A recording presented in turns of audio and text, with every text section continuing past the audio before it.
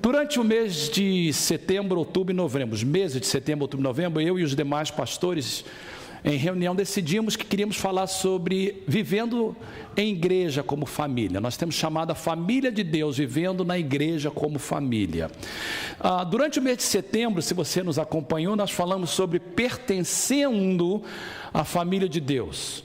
Nós falamos no primeiro domingo que nós entramos na família de Deus quando a gente recebe a Jesus como nosso Senhor Salvador, passamos pelo novo nascimento, somos adotados na sua família.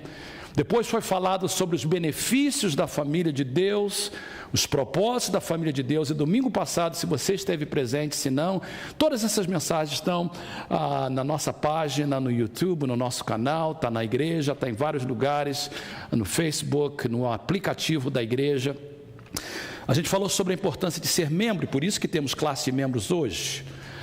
Durante o mês de setembro, o título, a palavra-chave era pertencendo à família de Deus. No mês de outubro nós vamos estar falando sobre crescendo na família de Deus. Uma vez que agora você é parte da família de Deus, nós vamos falar sobre crescimento. Então, Efésios capítulo 4, verso de número 11 em diante, eu quero ler com vocês. Você deve ter sua Bíblia aberta. Eu leio na Nova Versão Internacional. Efésios 4, 11 a 16. E ele, falando de Jesus, Cristo designou alguns para apóstolos, outros para profetas, outros para evangelistas e outros para pastores e mestres. Então Jesus estabelece esses dons ministeriais, homens e mulheres, alguns são chamados para desenvolver esses dons. Por que Jesus fez isso? Por que ele achou tão importante dar à igreja esses 5 dons ministeriais? Verso 12. Com o fim, o propósito de preparar os santos para a obra do ministério. Ou seja, o ministério é para todos. Para que o corpo de Cristo seja edificado. Até que todos alcancemos a unidade da fé, do conhecimento do Filho de Deus e cheguemos à maturidade, atingindo a medida da plenitude de Cristo. E ele vai mais além, verso 14, o propósito é que não sejamos mais como crianças levados de um lado para outro pelas ondas, nem jogados para cá e para lá, por todo o vento de doutrina, pela astúcia e esperteza de homens e mulheres que induzem ao erro. Antes, seguindo a verdade em amor, cresçamos em tudo naquele que é a cabeça, Cristo. Dele, todo o corpo ajustado e unido pelo auxílio de todas as juntas, cresce e edifica-se a si mesmo em amor, na medida em que cada parte realiza a sua função. Nós voltaremos nessa passagem daqui a pouco, mas eu queria que você notasse quantas vezes a palavra crescer, maturidade, edificar aparece neste texto. Eu queria começar nessa manhã fazendo algumas afirmações, porque essa é a mensagem introdutória desta série que vamos cobrir durante todo o mês de outubro, terminando com o culto multicultural no último domingo deste mês, dia 29. A primeira coisa que eu gostaria de explicar para a igreja é que o propósito de Deus para cada membro da sua família, o propósito de Deus para cada um de nós que pertencemos à igreja, de acordo com a palavra de Deus e este texto que lemos, é maturidade, é crescimento. Assim como nós temos os nossos filhos, e por mais lindo que eles são, nós não queremos que eles fiquem bebê para sempre. Não queremos que eles fiquem criança para sempre. Eles têm que crescer. Deus também quer crescimento. Olha os versículos que estão sendo projetados para você agora. A Bíblia diz: para que permaneçais perfeitos e plenamente seguros em toda a vontade de Deus. Deus quer que você permaneça perfeito. A palavra perfeito no original não significa perfeito no sentido de não ter pecado, mas significa perfeito no sentido de ser maduro. Então talvez a melhor tradução seria: para que permaneceis maduros, plenamente seguros em toda a vontade de Cristo. Nós lemos Efésios, versos 14 e 15, diz: para que não sejamos meninos, para que não sejamos crianças. O desejo de Deus é que cresçamos em tudo naquele que é a cabeça, Cristo. Teresa falou, William falou sobre a importância do aceitar Jesus, que Jesus pagou todo o preço por nós. Isso é verdade e por isso a gente proclama. Mas uma vez que você é salvo, Deus quer que você comece um processo de crescimento. Então o propósito de Deus para todos os membros da sua família é que a gente cresça, é que a gente possa chegar à maturidade. Essa manhã eu queria que você e eu pensássemos nisso, por favor. Então a primeira coisa que nós vemos essa manhã é: Deus espera de todos nós que a gente cresça. Segunda pergunta seria: o que é maturidade espiritual? Nós já vimos essa manhã que Deus espera crescimento, que Deus quer que eu cresça, que Deus quer que você cresça. Mas o que é maturidade espiritual? A gente fala tanto disso, de crescimento, maturidade espiritual. O que é maturidade espiritual? Eu tenho 2 versículos que eu quero projetar para você. O primeiro, em Efésios capítulo 4, verso 13, que nós lemos, diz: até que todos cheguemos à unidade da fé, do pleno conhecimento do Filho de Deus, ao estado de homem feito à medida da estatura da plenitude de Cristo. O que é maturidade espiritual? De acordo com essa passagem, é ser feito de acordo com a maturidade e com a plenitude de Cristo. Olha o que Paulo diz em Romanos capítulo 8, verso de número 29, ele diz assim: porque os que dantes conheceu, também os predestinou para serem conforme a imagem de seu Filho. Então, como é que a gente pode definir o propósito de Deus de maturidade espiritual? Se a gente quiser colocar de uma forma muito fácil, que até uma criança entenda, o que é, pastor Fernando, maturidade espiritual? Maturidade espiritual nada mais é do que ser semelhante a Jesus. Aí você diz assim: mas isso é impossível. Jesus era perfeito? É perfeito. Jesus é Deus. Não esqueça que Jesus se fez homem como nós. Que embora Jesus é 100% Deus, Jesus também é 100% homem. E Jesus é o padrão de Deus para nós. O padrão não é o pastor, o padrão não é o seu irmão, o padrão não é a sua esposa, o padrão é Jesus. E a gente tem que se parecer como Jesus. A palavra Cristo significa, a palavra cristão significa seguidor ou parecido com Cristo. Pequenos cristos. E eu sei que esse padrão é muito alto, eu sei que esse padrão é muito sublime, mas isso não é desculpa para ninguém.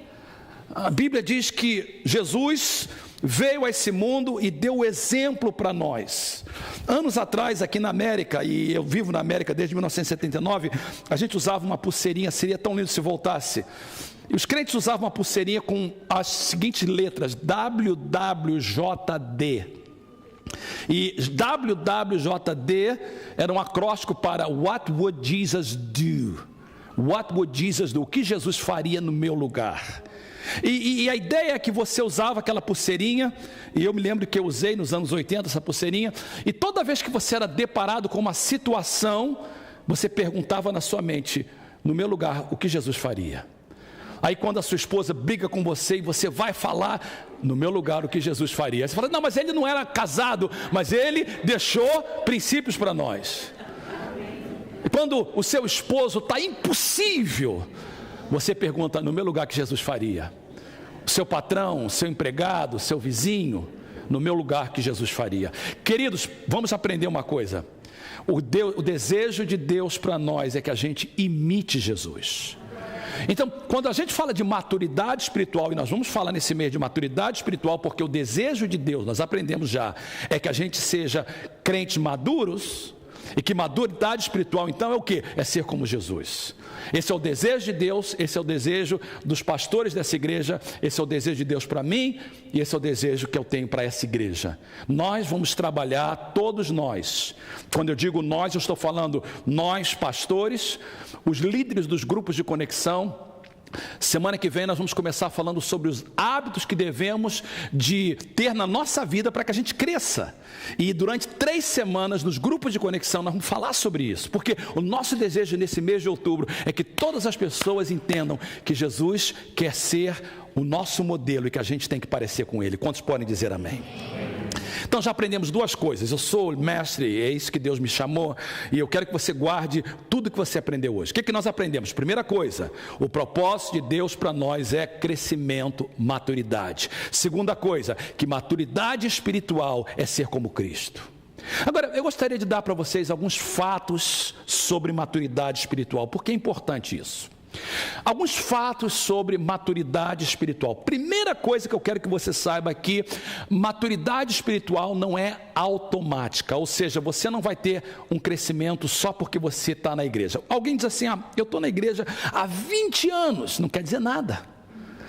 Eu venho na igreja, já sou membro, pastor, inclusive até dei a oferta de missões hoje. Amém por isso, glória a Deus. Mas isso não é maturidade espiritual. Isso pode até ser evidência de maturidade espiritual, mas não é maturidade espiritual. O fato de você estar na igreja há muito tempo não garante para você que você tem maturidade espiritual. A escritora de Hebreus, porque eu creio que quem escreveu Hebreus foi uma mulher, ela diz o seguinte: depois de tanto tempo, vocês já deviam ser mestres, porém ainda precisam de alguém para lhes ensinar. Quem precisa de leite? E no capítulo 6 vai dizer que leite são os rudimentos da doutrina de Cristo, arrependimento, fé. Se você ainda está precisando de ouvir sobre isso, isso é leite. Você ainda é criança e não tem nenhuma experiência. Então, o fato de você estar na igreja há muito tempo não garante que você tem maturidade espiritual, porque não é automática. Segunda coisa que eu quero que você aprenda essa manhã é que maturidade espiritual é um processo. Ou seja, é alguma coisa que acontece com um determinado tempo. No círculo de teologia nós usamos a palavra santificação. Santificação fala desse processo de salvação, esse processo de se tornar mais como Cristo. Eu quero que você entenda uma coisa, vai ficar bem claro para você.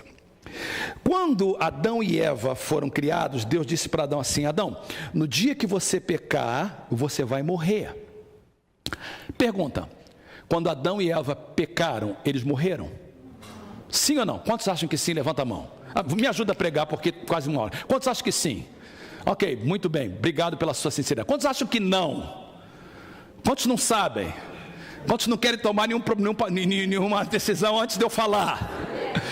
Ok, a resposta é sim e não. Pastor, o que significa isso? Vou explicar para você entender, tá bom? O ser humano tem a parte material e a parte espiritual, todos nós. Na Bíblia diz que nós temos corpo, alma e espírito. Algumas pessoas acham que alma e espírito é a mesma coisa, isso é chamado de dicotomia, e algumas pessoas acham que não, é tricotomia, são 3 coisas diferentes. Eu penso desta forma: alma, corpo e espírito. Então, quando Adão pecou, qual é a parte que morreu imediatamente? O corpo, a alma ou o espírito? O espírito, claro. Porque imediatamente ele se separou de Deus. Agora, a alma dele e o corpo dele começou o processo de morte. Você lê no capítulo 2 que o pecado entra no capítulo 3 de Gênesis, o pecado entra, e aí Adão, que amava a sua esposa, começa a acusar ela de ter causado a ele pecar. A mulher começa a acusar a Deus porque criou a serpente, e no capítulo 4 Caim mata Abel, e o negócio começa a ficar ruim, porque a alma começa a morrer. E o corpo também começa um processo de morte. Adão vive mais de 900 anos, mas eventualmente a Bíblia diz que ele morreu. Quando você aceita Jesus, o inverso acontece. Quando você aceita Jesus, uma vez que você levanta a sua mão para Jesus e diz assim: olha, eu agora quero Jesus no meu coração. Seja com 18 anos de idade, com 30 anos ou com 5 anos de idade, você diz: eu quero Jesus. Naquele momento, qual é a parte que é salva imediatamente? O seu espírito. Então aquele espírito que estava apartado de Deus agora está ligado com Deus. Mas a sua alma e o seu corpo vai passar por um processo de salvação. É por isso que Paulo, que é o mestre de falar de salvação pela graça, tem uma parte que Paulo fala assim: olha gente, nós temos que trabalhar a nossa própria salvação. Mas Paulo, não estou entendendo, como é que eu vou trabalhar a minha salvação se a salvação é pela graça? Ele diz assim: a salvação é pela graça para o Espírito, mas o corpo tem que um dia ser salvo, quando Deus vai nos dar um corpo novo. O corpo é outra coisa, é outro ensino. Um dia a gente vai receber um corpo glorificado. Esse aqui é apenas uma semente. Mas a alma, que é a parte mais importante do ser humano, é na alma que nós temos o centro das nossas emoções, é na alma que nós temos o centro do nosso intelecto, é na alma que nós temos o centro dos nossos desejos. A alma é o que realmente nós somos. E essa alma está passando por um processo de salvação. E esse processo de salvação é chamado de santificação. E isso é o alvo da maturidade espiritual. Então, maturidade espiritual não é automática, é um processo que vai levar muito tempo, assim como uma criança leva anos para crescer. Maturidade espiritual também leva muito tempo. E a terceira coisa, aliás, antes de falar sobre isso, deixa eu mostrar 2 versículos para vocês. Primeiro, em Provérbios 18, assim, Provérbios 8:5 diz: aprender a prudência. A palavra no original prudência tem a ver com maturidade. E uma outra passagem muito linda em 2 Pedro capítulo 3 diz assim, porém continuem, eu amo essa passagem, continuem a crescer. E nós vamos falar sobre isso nos grupos de conexão. Continuem a crescer, não pare de crescer, não deixe de parar de crescer na graça e no conhecimento do nosso Senhor e Salvador Jesus Cristo. Queridos, não há atalho para a maturidade espiritual. Então, o que nós aprendemos até agora? Primeiro, o propósito de Deus para nós é crescimento, maturidade. O que é maturidade espiritual? Ser igual a Cristo. O que mais? Primeiro, não é automático. Segundo, é um processo. E a terceira coisa muito importante, requer disciplina. Não tem como você se tornar maturo espiritualmente sem desenvolver disciplinas. E sobre essas disciplinas eu vou começar a falar no domingo que vem, outros pastores, e vamos falar nos grupos de conexão. Olha que a Bíblia diz, Paulo falando assim, ele diz assim, olha, exercita-te a ti mesmo na piedade. E eu gosto muito de uma outra tradução que diz assim, discipline-se com o propósito de maturidade. Ou seja, eu, por exemplo, eu e Tereza, vocês sabem, fomos a Portugal. E se você nunca foi a Portugal, e um dia você tiver o privilégio de ir a Portugal, se você não fosse a Portugal por outra coisa, você tem que ir por causa da comida. Não tem lugar, verdade, não é, pastor Max, Cris? Não tem lugar no mundo que se come como Portugal. Porque Portugal tem comida boa no Brasil, mas Portugal, qualquer restaurante que você entra de fundo de quintal, a probabilidade de você acertar é 99%. No Brasil se come bem, mas você tem que encontrar um bom restaurante. Em Portugal não, até o fundo de quintal a comida é boa. Então nós gastamos lá 3 semanas e nós comemos, e comemos, e comemos, e comemos, de manhã, de tarde e de noite. Eu não janto, mas lá nós jantamos. Eu não como doce, mas lá eu comi doce. E eu vim preocupado que eu tinha ganhado peso. E quando nós chegamos, eu e Tereza ficamos muito contentes que, embora a gente não perdeu, mas também não ganhamos peso. Foi milagre de Deus. E também nós andamos muito, lá se anda muito mesmo. Então nós andamos muito. Então, essa semana eu falei o seguinte, eu preciso de voltar aos meus exercícios. Então eu tenho que me disciplinar. Então eu e Tereza falamos, olha, nós comemos muito doce lá, vamos cortar doce, vamos voltar ao nosso arrozinho integral, ao nosso quinoa, às nossas saladas, a comer a nossa comidinha bem saudável, e eu tenho que voltar a correr. Então meu corpo não queria, porque eu estou dormindo 7 da noite, acordando 3 da manhã, não consigo dormir por causa do fuso horário, mas eu falei, eu tenho que começar a correr. Então, essa semana, graças a Deus, consegui correr 3 vezes por semana. Dessa semana, fiz os meus exercícios. Edivan está de prova, porque ele me viu indo para lá. Ele falou, eu te vi, pastor, e se você falar, Edivan, você não viu ou não viu? Viu. Próxima vez eu tiro uma foto. Por que eu quero falar com isso? É que se eu quero estar fisicamente, eu estou com 56 anos, eu me sinto com 36. Mas se eu quero me sentir bem, eu preciso de disciplinar o meu corpo. Preste atenção, se você quiser crescer espiritualmente, você tem que disciplinar. Não é automático, número 1, é um processo, número 2, terceiro, exige disciplina. E o que eu quero nesse mês de outubro é que na nossa igreja, cada um de nós, todos os membros dessa igreja, digam assim: olha, nesse mês eu estou disposto a crescer mais. Aí você fala assim: pastor, mas eu estou na igreja há tanto tempo, o que mais eu tenho que fazer? Pergunta: você já é como Jesus? Você já é igualzinho a Jesus? Quantos aqui já é igualzinho a Jesus? Ninguém. Então todo mundo tem que crescer. Amém? Vire para alguém e diz assim: você não é como Jesus ainda, você tem que crescer. Você tem que crescer. Eu não sei porque o Mateus virou para o Laveran e falou com tanta força e ênfase. Depois a gente conversa, Laveran. Bem, queridos, rapidamente, porque eu tenho pouco tempo. Em 5, 10 minutos eu termino. O que a gente aprendeu até agora? Primeira coisa: qual é o propósito de Deus para nós? Diga comigo: crescimento. Propósito de Deus para nós?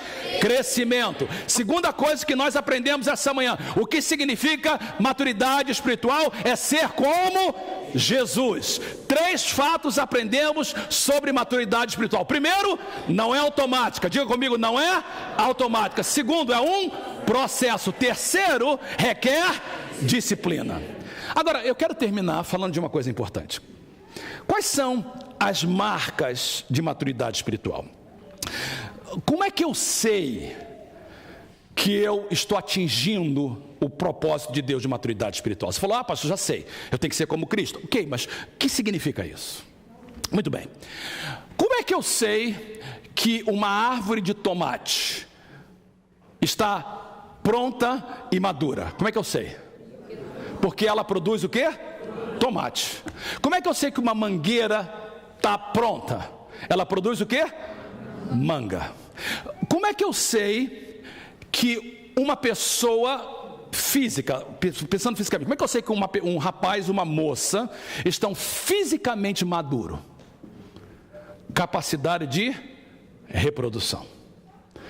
Da mesma forma, queridos, maturidade na Bíblia tem a ver com dar frutos. Então, como é que eu sei que uma pessoa está madura? Ela produz frutos. Olha o que Jesus disse. João capítulo 18, verso de número 5. Desculpe, João capítulo 15, verso de número 8. Meu Pai é glorificado. Quantos querem que Deus seja glorificado? Meu Pai é glorificado. Meu Pai se sente feliz. Meu Pai se sente amado. Meu Pai se sente adorado pelo fato de vocês darem fruto. Não, Jesus vai mais além. Darem o quê? Muito fruto. E assim serão meus discípulos. Ou seja, Jesus diz que a marca de um discípulo, a marca de uma pessoa madura é dar fruto. Aí você diz: pastor, tudo legal, metáfora de novo. Fruto, o que é fruto? Fruto é usado na Bíblia de várias formas. Primeiro, a Bíblia fala de frutos de arrependimento. Mateus capítulo de número 3, João Batista diz assim: deem fruto que mostre o arrependimento.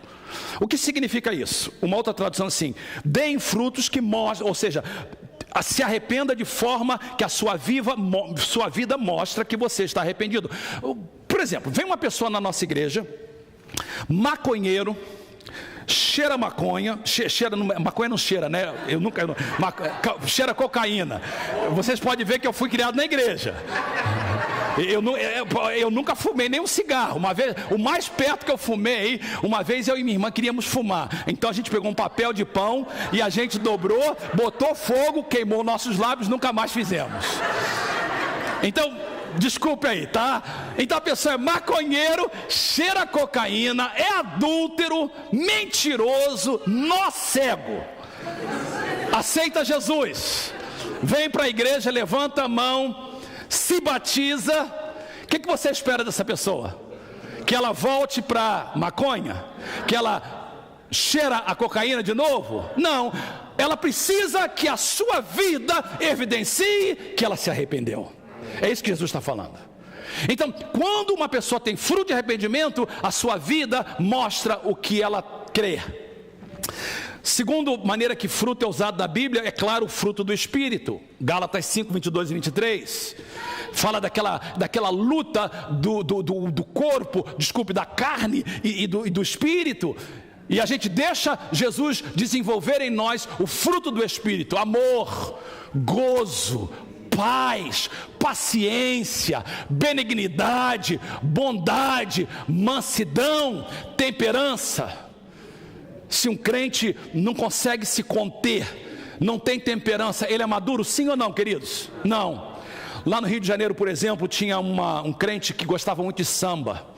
Ele gostava de samba, gostava de um carnaval, gostava muito disso, e ele aceitou Jesus, e ele disse: agora não vou fazer mais. O pastor disse: você agora é crente, você não pode mais pular carnaval, você não pode mais sambar. E um dia ele estava na rua fazendo um evangelismo, distribuindo folheto, e firme com Deus, e de repente passa a escola de samba, e o samba acontecendo, e ele começou com o pezinho assim, e começou assim, e ele falou: me segura Jesus, me segura Jesus, me segura Jesus, acabou, me segura.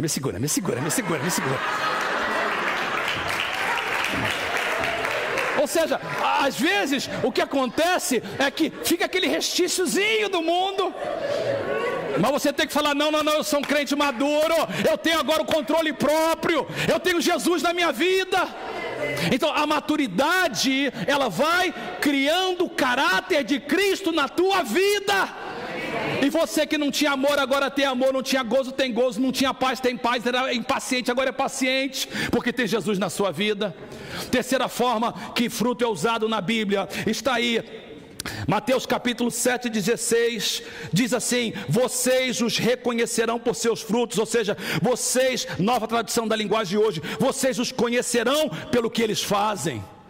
Então a forma que você vive, não o que você prega, demonstra que você é um crente maduro que está dando muito fruto. E é claro que a última forma de dar fruto na Bíblia tem a ver com reprodução. Um crente maduro reproduz, fala de Jesus, pergunta, não precisa de responder: você falou de Jesus para alguém essa semana? Você falou de Jesus a alguém nesse mês? Então maturidade traz dar fruto. O segundo sinal de maturidade, voltando ao nosso texto, e eu já estou terminando, é que um crente maduro é equipado para o serviço do Senhor. Olha o que o texto diz em Efésios capítulo 4, nós lemos: Jesus, Cristo, designou apóstolos, profetas, evangelistas, pastores, mestres, com o propósito, com o fim de preparar os santos para a obra do ministério, para que o corpo de Cristo seja edificado. E o verso 16 ele diz: dele todo o corpo ajustado e unido pelo auxílio de todas as juntas, cresce e edifica-se a si mesmo em amor, na medida em que cada parte realiza a sua função. Ou seja, uma característica de uma pessoa que tem maturidade, ela não é um crente de banco. Me perdoe, por favor, de ser duro com você nesse momento. Eu amo o fato de você estar na igreja, eu amo o fato que você está aqui me ouvindo nessa manhã, mas se isso é tudo que você faz, isso não é sinal de maturidade. Nós aprendemos aqui, pastor Max pregou, eu falei na semana passada, todos nós temos dons, e se você não está usando o seu dom na obra de Deus, isso é falta de maturidade. O crente que é maturo, ele está trabalhando para Deus. E a última coisa que eu quero mostrar para vocês, a terceira marca, é que um crente maduro tem habilidade de discernir. Paulo diz, nos versos 15 em diante, ele diz no verso 14, o propósito é que não sejamos mais como crianças, levados de um lado para outro pelas ondas, nem jogados para cá e para lá por todo o vento de doutrina e pela astúcia e esperteza de homens que induzem ao erro. Um crente maduro, ele tem a capacidade de discernir o certo do errado, assim como uma pessoa que trabalha no banco sabe que uma nota de 100 é falsa e a outra é verdadeira. O crente maduro consegue discernir. Eu e Tereza estávamos lendo Crônicas essa semana no nosso devocional, e estávamos lendo aquela parte quando Davi se torna rei, e Crônicas fala que vários homens de várias tribos se ajuntaram a Davi. E eu gostei muito que diz no capítulo 12, verso 32, fala a respeito de 200 líderes que vieram de Issacar. E olha o que diz o texto, está aí projetado para vocês. Esses líderes, 200 líderes de Issacar, sabiam o que o povo de Israel devia fazer e a melhor ocasião para fazê-lo. Eu estava preparando essa mensagem, quando eu li essa passagem, eu lembrei, puxa, isso é discernimento. Discernimento é quando você não só consegue descobrir o que é certo para o errado, mas você tem esse discernimento de tempos e estações. Você faz decisão correta, você sabe com quem você deve casar, que carro comprar. E eu gostaria de tirar alguns minutos para falar uma coisa importante, porque eu sei que há alguma apreensão na igreja a respeito disso, e eu gostaria só rapidamente de tirar essa apreensão. Eu e Tereza somos pastores dessa igreja há 33 anos, agora no ano que vem vai ser 34, e eu avisei na igreja ano passado que nós estávamos começando um processo de sucessão. E a razão que eu fiz isso, queridos, porque eu tenho 2 pontos de referência importantes na minha vida. Primeiro, eu fui parte de uma igreja no Brasil, a Assembleia de Deus de São Cristóvão, que era uma referência nacional de cristianismo pentecostal, era uma das maiores igrejas. E essa igreja era tão maravilhosa, meu pastor foi tremendo. Mas meu pastor cometeu um grande erro, ele não preparou um sucessor, ele não preparou para quando ele não estivesse mais ali. E hoje você vai em São Cristóvão, essa igreja ainda está lá, mas não tem expressão nenhuma. No domingo à noite a igreja está vazia, é uma igreja que não tem expressão nenhuma, porque ele foi um tremendo líder, mas não preparou o seu sucessor. Eu trabalhei muitos anos com a Adonep aqui na América. Demos Chacaria começou a Adonep, eu conheci Demos Chacaria, comi com ele, fui na sua casa dezenas de vezes, ele e sua esposa Rose. E eu trabalhei com a Adonep no mundo inteiro. E a Adonep foi um dos maiores grupos cristãos no século passado, entre os anos 52 até o ano 2000. A Adonep fez uma mudança tremenda no mundo, ela é encarregada pelo mover carismático. E Demos Chacaria foi um grande homem de Deus, mas não preparou um sucessor. E quando ele saiu e morreu, a Adonep não existe mais. No Brasil ainda existe a Adonep, mas no mundo a Adonep não existe. Aqui na América, onde começou, não existe mais. Então, eu creio que eu e Tereza começamos algo certo, que é preparar para a sucessão, preparar para o futuro. Nós não vamos ser eterno, nós vamos parar para fazer outras coisas. Deus tem coisas para mim fazer, que eu quero treinar, eu quero escrever. Então eu creio que a decisão que nós fizemos foi uma decisão correta e a gente quer manter essa decisão. Começamos um processo. Mas os homens de Issachar conseguiam saber o tempo e também a hora de como agir. E durante esse ano, algumas pessoas chegam para a gente e falam assim: pastor, está chegando o final do ano, o que vocês vão fazer? Claramente Deus já mostrou para mim e para a Tereza que a decisão foi correta, mas o tempo não é ainda da forma que nós queríamos. Algumas coisas Deus está mostrando para nós e a gente sabe que vai levar mais tempo. Então, eu gostaria de assegurar à igreja 3 coisas, terminando essa mensagem. Primeiro, para os membros da igreja, eu quero que você saiba que esse processo começou, é importante porque faz parte de discernimento, de maturidade. Segundo, eu gostaria que a igreja entendesse uma coisa, guarde isso no seu coração: essa igreja sempre será a minha igreja e a igreja da minha esposa. Sempre será a nossa igreja. Essa igreja é um dos nossos filhos. Assim como Felipe sempre será meu filho, Raquel sempre será nossa filha, Mensagem de Paz será sempre a nossa igreja.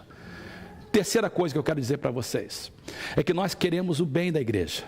E a gente já sabe que o tempo vai levar mais tempo do que um ano.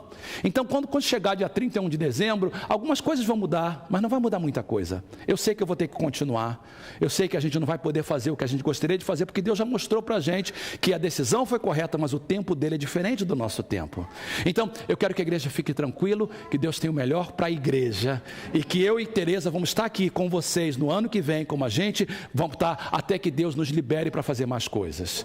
Porque isso faz parte de discernimento, e a gente tem que entender a voz de Deus. Por que eu falo isso? Porque você também tem que fazer decisões.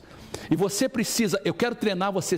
Maturidade espiritual não é só ser um melhor crente. Maturidade espiritual é ser um melhor homem, uma melhor mulher, um melhor esposo, uma melhor esposa, um melhor filho, um melhor pai, uma melhor mãe, um melhor empregado, um melhor patrão.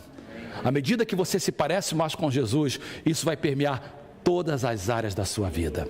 Fique de pé, por favor, comigo. O tempo está bem avançado. Walter, muito obrigado pela sua sensibilidade. Eu queria que, o que eu comecei hoje, para mim é muito importante que você me acompanhe, tá?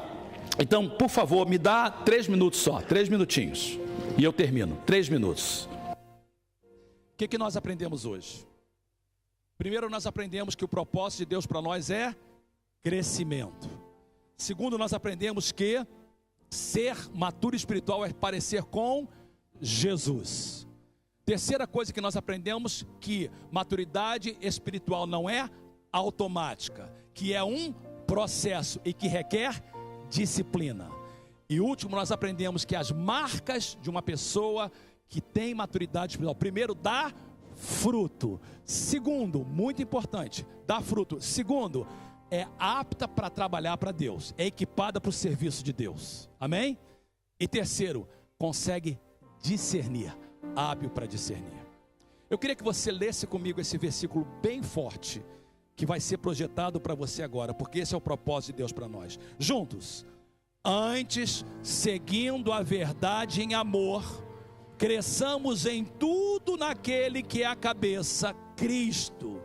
Dele todo o corpo, ajustado e unido pelo auxílio de todas as juntas, cresce e edifica-se a si mesmo em amor. Feche os seus olhos, curve a sua cabeça, por favor.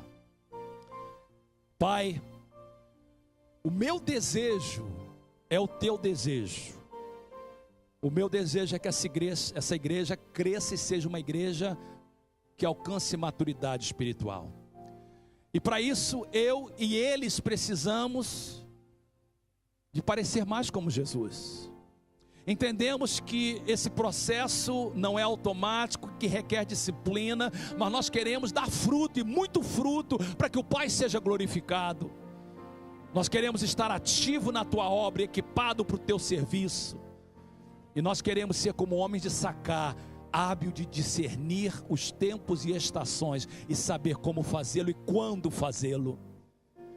Por isso, Pai, leva-nos nesse mês de outubro à maturidade espiritual. Cada um de nós, que a gente possa crescer e ser mais como Cristo. Abençoe os grupos de conexão que começarão na semana que vem. Abençoe as mensagens que serão pregadas, e abençoa cada membro dessa igreja a crescer em Cristo Jesus. Esse é o nosso desejo esta manhã, que todo o povo de Deus diga amém. Os pastores e os líderes do altar vão estar aqui na frente. Se você precisar de oração, se você vai fazer a classe, almoce logo para poder subir com o pastor Max. Ele vai começar breve. Tenha um dia abençoado. Não esqueça, sexta-feira temos culto na nossa igreja. Que a paz do Senhor esteja com você, em nome de Jesus. Alguém está aqui na frente para orar?